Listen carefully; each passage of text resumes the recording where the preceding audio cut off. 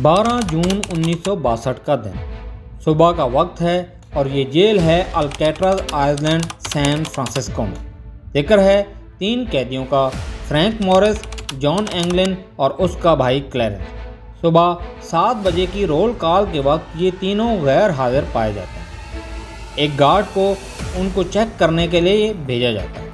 वो तीनों अपने बिस्तर पर लेटे हुए नजर आते हैं। गार्ड फ्रैंक के सेल में जाता है और अपनी नाइट स्टिक से उसके सर पर जोर से मारता है। फ्रैंक का सर ज़मीन पर गिर जाता है। ये देखकर गार्ड के होश उड़ जाते हैं। उसे लगता है कि उसने फ्रैंक का सर धड़ से अलग कर दिया, लेकिन असल में वो सिर्फ एक नकली सर था।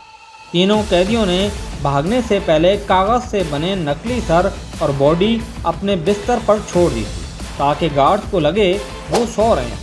लेकिन ये सब उन्होंने किया कैसे, जानेंगे हम इस वीडियो में। फिलफैक्ट की वीडियो में आपका स्वागत है। चैनल को सब्सक्राइब कर दें और बेल आइकन दबा दें। गार्ड जब ये मामला अथॉरिटीज़ को बताता है तो अल्कैट्राज़ जेल में अफरा तफरी फैल जाती है। ये कैसे मुमकिन था कि उन 3 कैदियों ने इतनी सख्त सिक्योरिटी वाली जेल से भागने का न सिर्फ प्लान बनाया बल्कि सच में भाग निकले।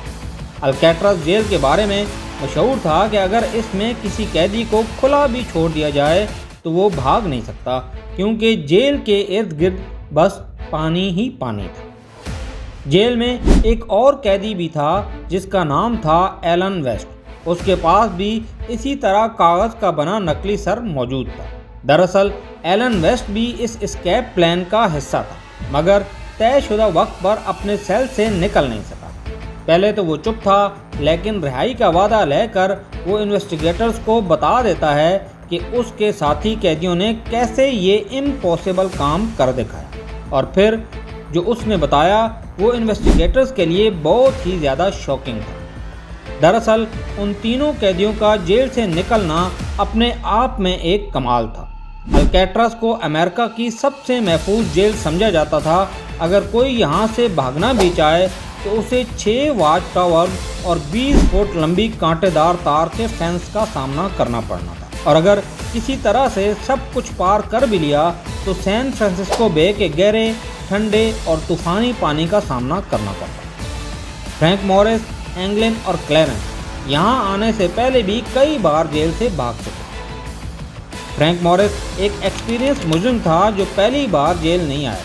13 साल की उम्र से वो जेलों में आता जाता था, अक्सर चोरी के जुर्म। वो इतना होशियार था कि उसे हुदनी भी कहा जाता था, क्योंकि उसने कई जेलों से फरार होने में कामयाबी हासिल की थी। जॉन एंगलिन फ्लोरिडा जबकि क्लैरेंस जॉर्जिया से ताल्लुक़ रखते। ये बैंक रॉबरी के मुजरिम थे, लेकिन अल्कैट्राज़ इसलिए भेजे गए थे क्योंकि इन्होंने लीवनवर्थ जेल से फरार होने की कोशिश की थी। एलन वेस्ट के मुताबिक इस प्लान का मास्टरमाइंड वो खुद था।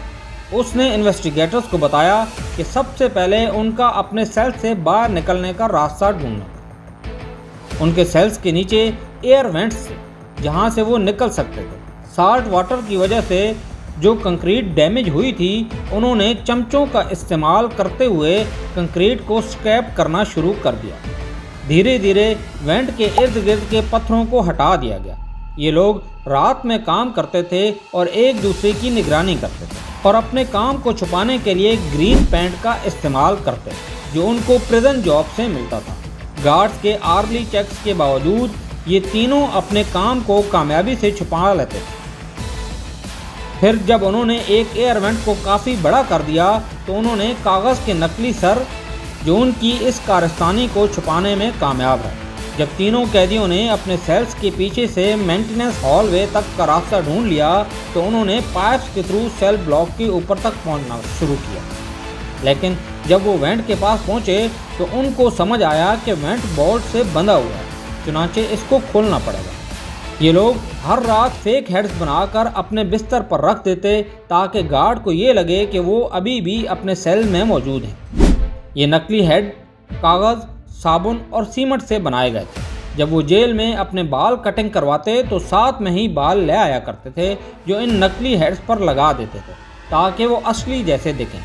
जेल की बिल्डिंग से निकलना प्लान का पहला पार्ट था। जबकि असल चैलेंज उनको बे के किनारे तक पहुंचना था। इन लोगों ने जेल के रेन कोट्स को इस्तेमाल करके एक इनफ्लेटेबल राफ्ट और लाइफ जैकेट्स बनाई।